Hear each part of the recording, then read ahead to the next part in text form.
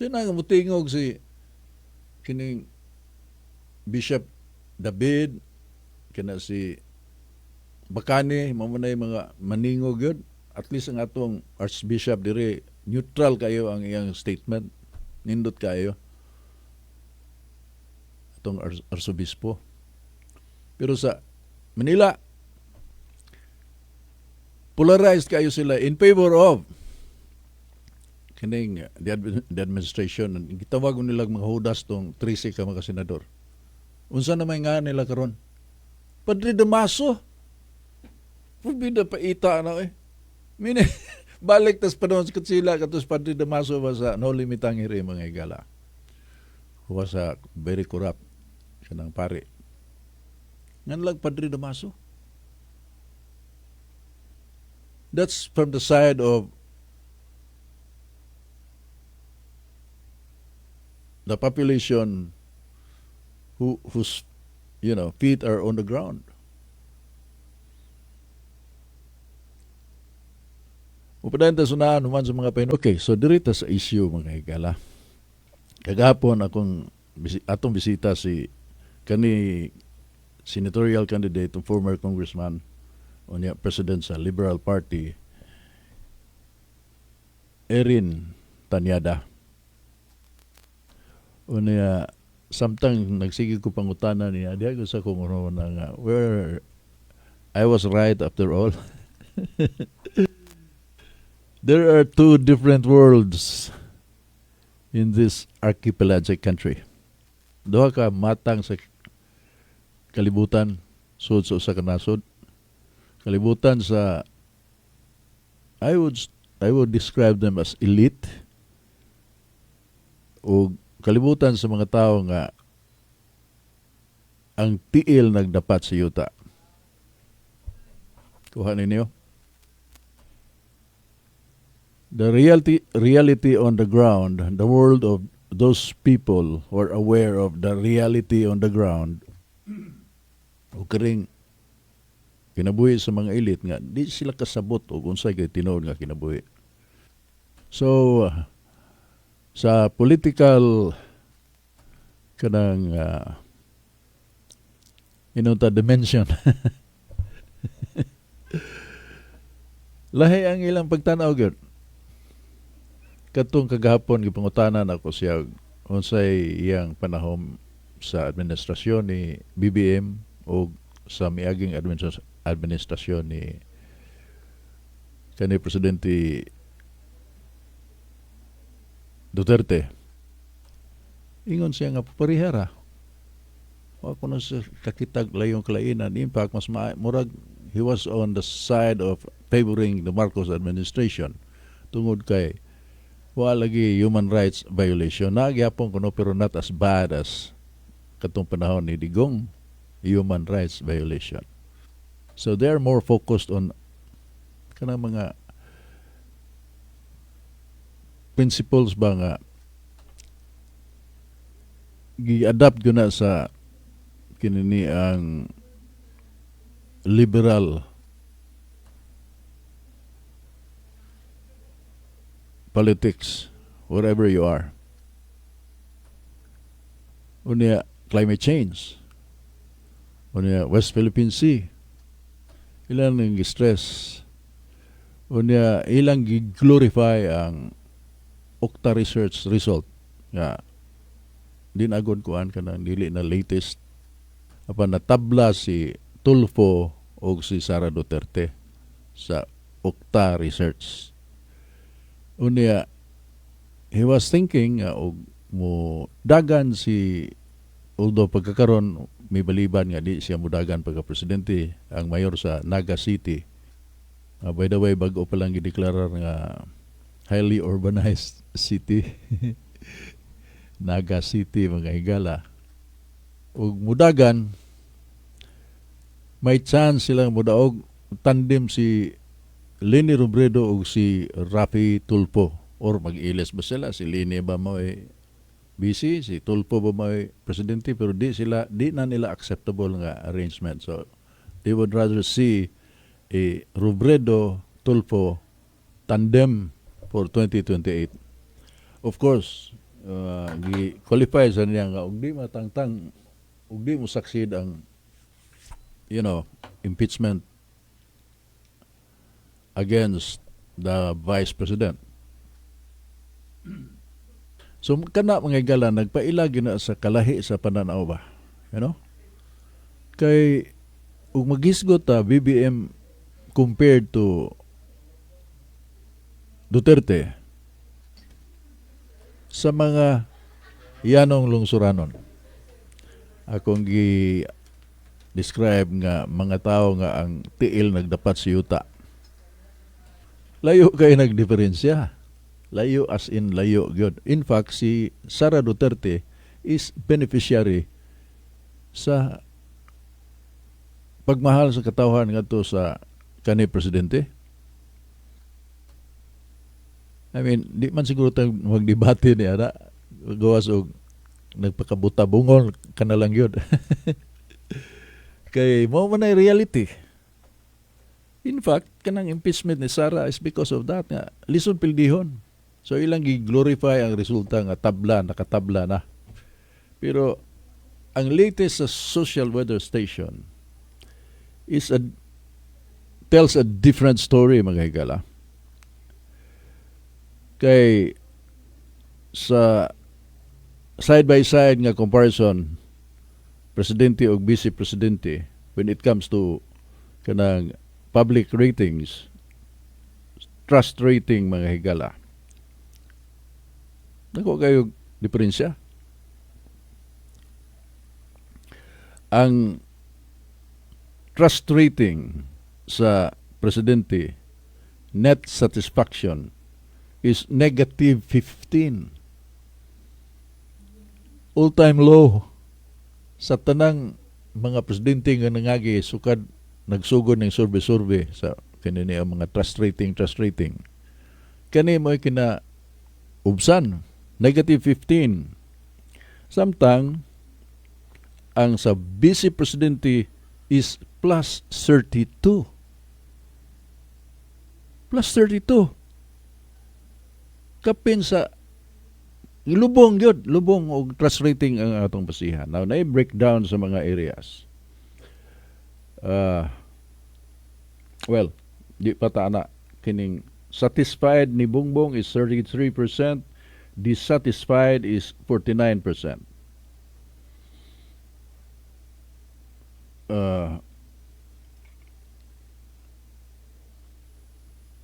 Major rejection, Mindanao 40, NCR negative 31. Negative good, 40 and negative 31. Samtang Sara Duterte plus 32 trust rating, net trust rating. Approval 56, disapproval 24. Unya, geographic stronghold, kinakusgan siya, is in Mindanao with approval rating of 95% mga higala. Yan, i-breakdown sa lugar, no? NCR, National Capital Region, negative 8 si BBM. Si Sara Duterte is plus 2. Negative 8, Presidente, Vice Presidente, positive 2. Dos. Sa National Capital Region as mga higala. How about in Balance, Luzon? Outside of the metro, kaning Metro Manila, outside of even greater Metro Manila area. Una ang Balance Luzon. Plus 18 si BBM. Pero plus 12 si Sara. Una sa Visayas, dinis ato, Kabisayan, si BBM is negative 7. Si Duterte, the Vice President, Sara Duterte, is plus 43. Plus 43. Unya sa Mindanao, negative 37 si BBM, si Sara Duterte is 74. Positive 74 mga higala. Piti layo So how can my guest yesterday, who happens to be the president of the Liberal Party, lahi og take yun. lahi perception. Two different worlds. Produkto ni sa akong kuan mga higala kana reflections ba samtang nagpaabot ko nga magkita mi sa kong anak, thinking of the country and the two different worlds mga higala. Lahi gyud sa ato pa ug di sila maka amgo ni ini. Kulatado gyapon ni sila sa eleksyon. Kapila naman kadto untang pag kadaog ni Duterte. It was kuan ba kanang time, the post-election ni Duterte should be the time to kuan case study ba, make a case study how the hell did he win the election, Duterte. Kaysa ako nag-iingon mga kanini ang political markers ingon tapo nga mas dako pa og chance ang mayor sa Dakbayan sa Sugbo nga ma-presidente kaysa mayor sa Davao. Tinuod na. Pero nganong nakadaog man si Duterte? Well, unas tanan ang social media gud. Social media mo naka equalize ni ana tanan mga higala. Kay promoted naman ang imong performance dito sa inyong local nga lugar.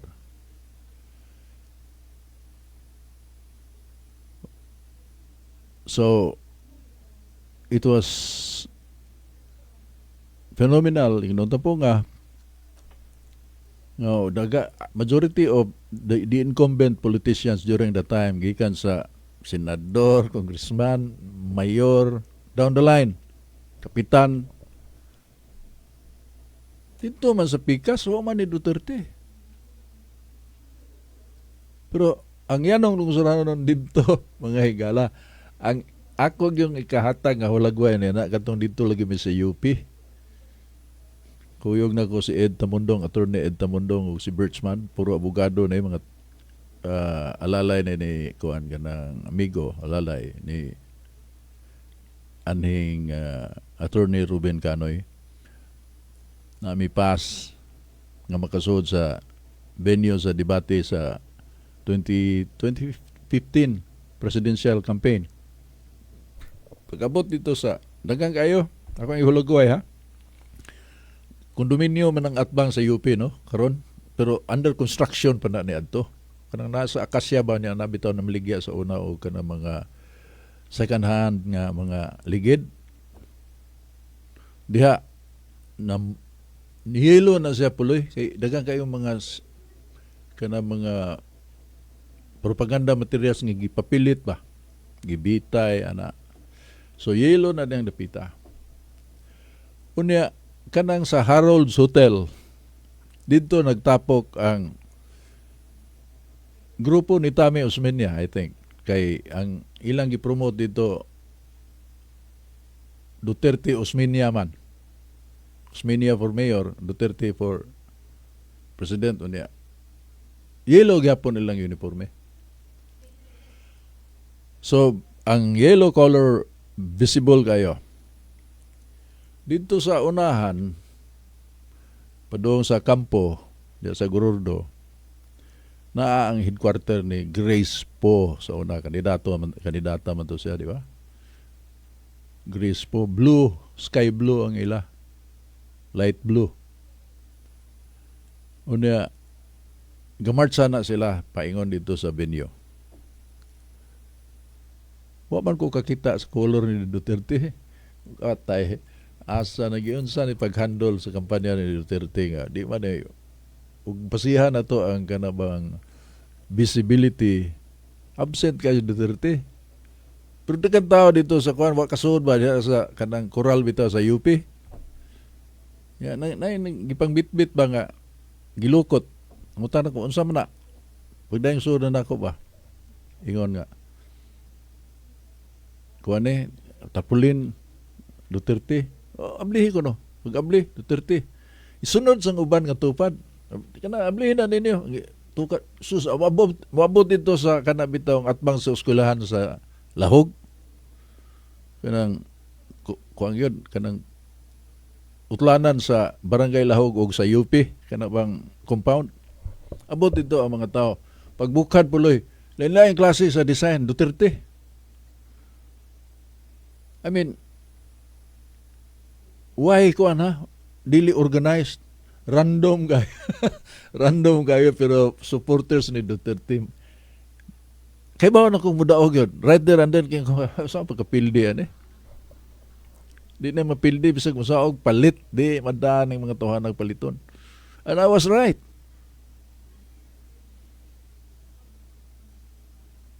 Unya, pag lingkod na ni Duterte, presidente na nga wa katilaw o kanang gitawag na mo sa media nga 100 days honeymoon period. Kanang 100 days honeymoon period mga higala. Ihatag na nga kortesiya sa media ngadto sa bagong napili nga presidente. Ang i-highlight ana ang iyang background, the positive. Katong ilang bawion ang atake panahon sa kampanya kay gubuon man gyud kano, negative man kanang 100 days. I-highlight nila ang positive nimo. Unya mura kag hatagag chance ba nga we're open and let us see what you can do. Ana ba? Si Duterte wag gyud to katilaw ana. Ang atake panahon sa kampanya lapas dito galingkod na siya mo gihapon. Panitan gihapon siya sa media, mainstream media mga higala.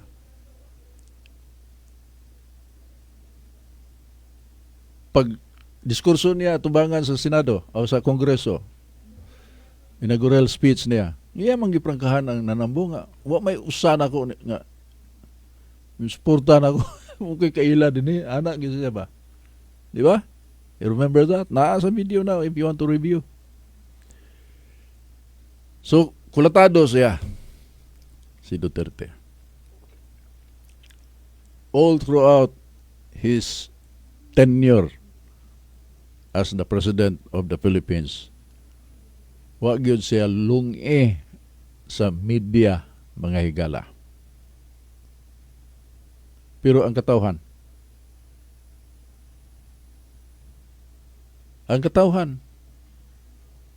the other side, the other world, duha ka kalibutan man ang akong punto din.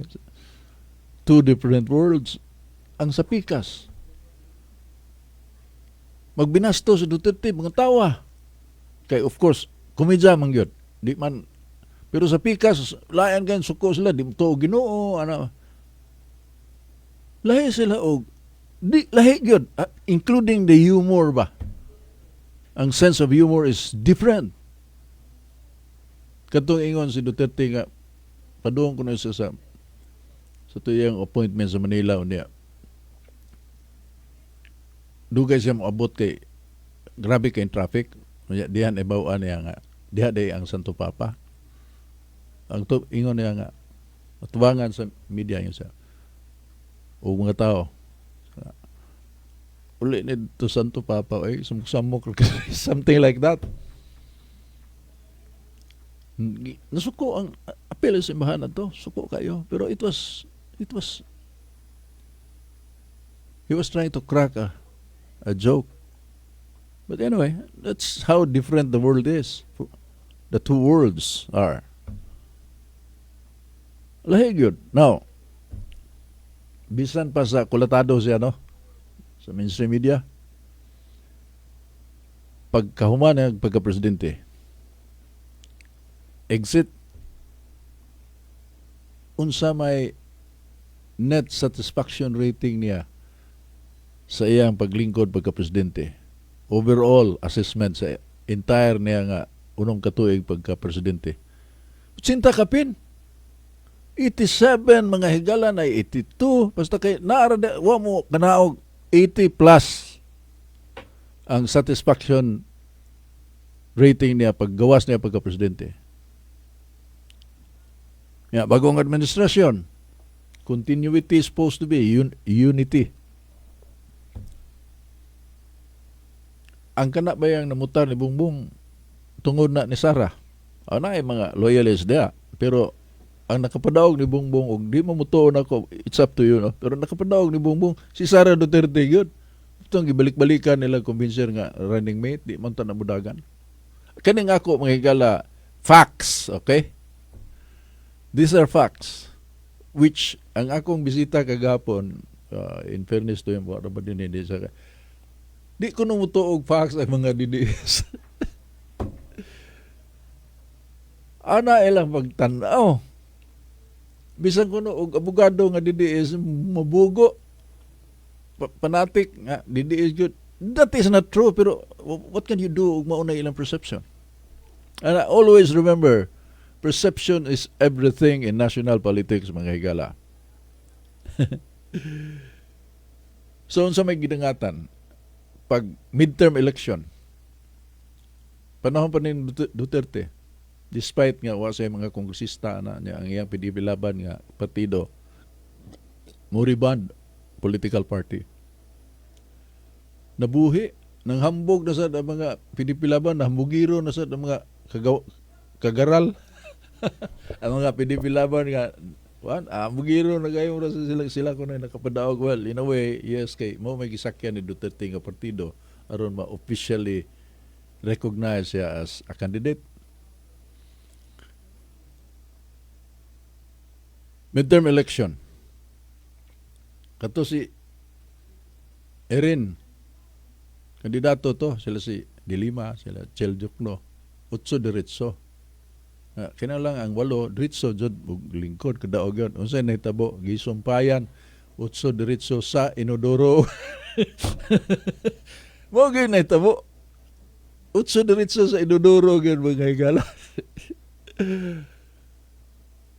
Wa gyapon makaton ha. Wa gyapon sila makasabot nga ang ilang perception is different from the real world. Ingnon tampo nga. So, that was it. Exit si Duterte, puli si BBM. Sara. Nabungkag. Sara Duterte mo na sa kununang gikuninitan, pero hayan man ang sahid sa katawan. Di ba ni Bongbong? Kinsa may misayad ni Bongbong? Sila si kabantay kakapon. Tuwa sila mo. The reason why hilom sila sa corruption sa Bongbong administration because they believe he is better than Duterte. He's being there favors their interest sa mga pinklawan. Mo nang kunayb na sila karon. Ug ang mga komunista. Sino ang ka-believe kayo siya sa food security nga focus kuno ni Kiko Pangilinan? Mga tada na mga tao og namay may believe ng Kiko Pangilinan. Nakadaog na amot nga nung nakadaog na tungod siguro ni Sharon, pero di ginakadaog ba Sus Maria Josep. Dilima, believe ganahan nga tita man siguro tong iyang tawag basta kay intimate kayo ang iyang pagtawag ni Dilima. Pero ugwa pa na magpartili si Dilima makalingkod ka na. Di na kadaog, I swear to God, di na kadaog. Chiljuk no, di na kadaog. Apil man na sila sa ditso sa Inodoro. Ugwa gyapon sila kasabot, hantog karon. Maayo pod. Pero maayo untag yung makasabot sila aron ilang tumanon ang paminawon nila ang tingog sa katawan o they will do something ang mo improve ang kinabuhi sa katawan. Tanawa ang overseas Filipino workers. Karon lang bago gikan sa US, usa ka grupo sa mga Pilipino nga overseas Filipino workers gikan sa Amerika miadto sa The Hague aron makatambong sila sa tapok-tapok dito sa mga OFW.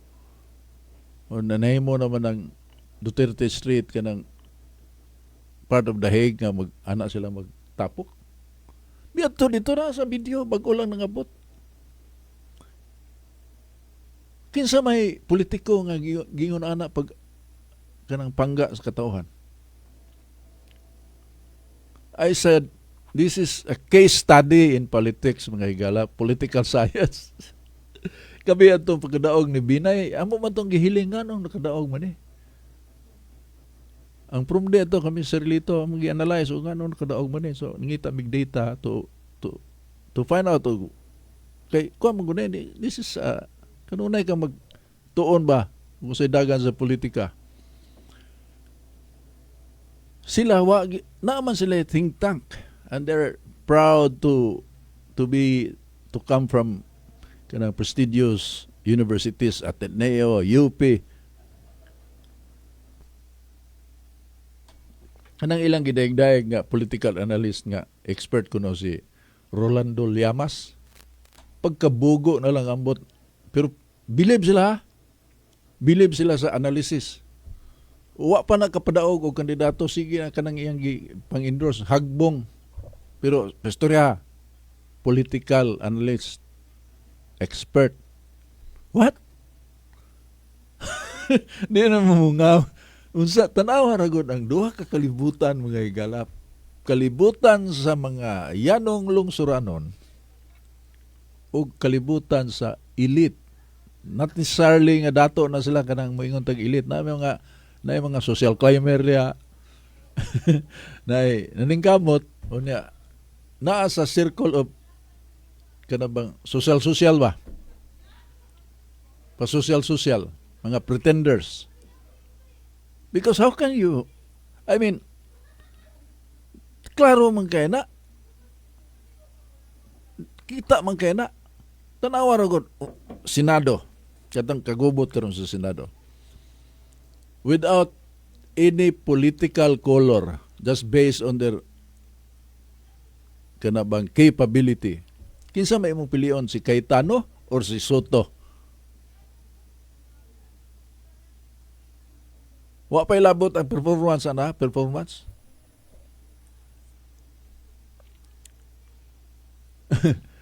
Nga naman taon nga mupili magkani Soto. The worst part is, amidst the kanabang humongous scandal, graft and corruption issue, kinagrabihan sa kasaysayan sa Pilipinas na pangaurakot sa gobyerno. Kung sa may nahimo ni Soto as Senate President, mangigyan lang ko siya tuta sen. Tito sen man na siya kanabang mga fans niya. Intimate ang tawag ng hi, Tito Sen. Ano ba? Tito Sen. Nahimo ng tuta Sen. Gibato na siya, gilabay og tubig ang sa kanan paggawas niya sa Senado. Suko siya. Yung sa pastos na kayo ng mga tao ron. Labay ko. Because they don't respect you at all. Ug respetado ka, mamakpak na sila. Ug wa na makauyon ni mo. Ipagawas gano'n nilang kalagot. Kami sa una, sinulog Mardigra mga higala, pag-agi yun sa L300 ni gisakyan ni Imelda Marcos. Gilabay na mo ug kanang plastic bito nga mga baso niya tagayan ni mo beer na itubig aron mabugat. Sudlan ni mo og beer. Labay dito sa L300 pag-agi diya sa Buhisay, diya may mag-standby. Hubog na sinulog. Nanira diri pa sila sa kanang Iglesia ni Cristo kapit sa panorama, gababay-babay pa to. Kay daghang tao, daplin sa dano niya. Come to sila iskortan ba padung sa airport. Si First Lady Imelda Marcos sakay dito. Unya gababay-babay. Pagtungod mo, bayan. Laban nanira awan dayon ang katong mga grupo sa unahan, miawat sa labay kabulingit lagi ang L300. Ya, paspas na ilang dagan kay maghinay-hinay ka pa. Way siguro imab. Hubog na ba mga tao? Ngano man, nakita by nature hospitable man ta. Atong fiesta nganong labayon man nato itong bisita. Because during that time, galagon, way respeto ang mga tao sa mga Marcos. Opposition country ko ta. Padung naman itong madiskuhido ang Marcos administration itong panahon na kato snap election. That was during that time yun itabo to. Because, ladies and gentlemen, you cannot demand respect. You have to earn it. You have to earn it. Reklamo na sila Tulfo. Ang ilang panghambog nga Ukta Research, tabla na si Sara o si Tulfo niya. Ug mo dagan sila ni matud pa ni Erin Tanyada. Tandem sila ni Tulfo, mapildi si Sara. Or at least there is a strong fight ba? A good fight for 2028. Mo na ilang puto ha. Pero si Tulfo, butang na to, mag-score kay mo bito nang nakadaog kay bisag kanang intrapamilya nga away mo apil siya tungod sa programang laban sa mga dinaog-daog. Daog siya. Karon unsa na may tawag nito po? Malita. Ilong pa sa tirana, membro na siya sa silang duha kanang Tulfo Brothers sa Senado, Committee on Silence, ang ilang chairman si Lito Lapid. Una imtingo kurong bago, suko, walk out. Tanawa sa social media unsay feedback. Nasuko siya kay gibo siya, mao gyapon giningatan niya. Giduk-duk-duk, hapak-hapak ang kanan ba. Why respeto? Oh, as I said, and anybody will tell you cannot demand respect. You can earn your respect. Depende sa imong binuhatan. Tanawa na sila si Kuano, kanang Sara Duterte. Nakakita ba mo gibo na nakakita mo video nga gibo si Sara Duterte? Karong bago dito sa kanang palaro man siguro na.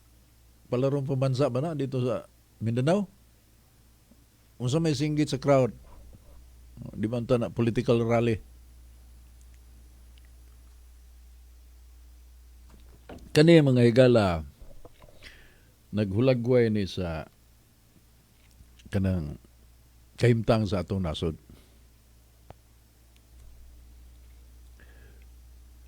Unya,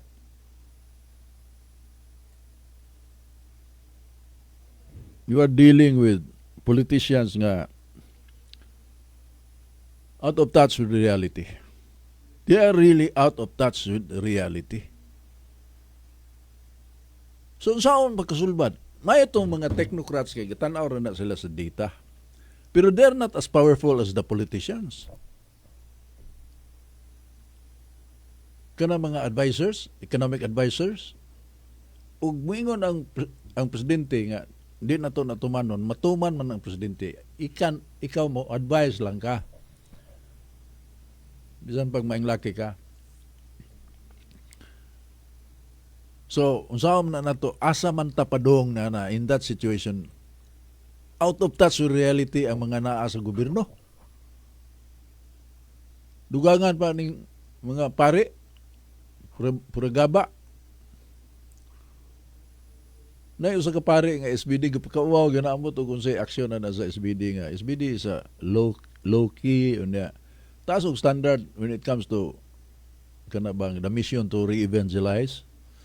I'm proud to be a product of the Society of the Divine Word. Bisan uwa ko katiwas. Pero na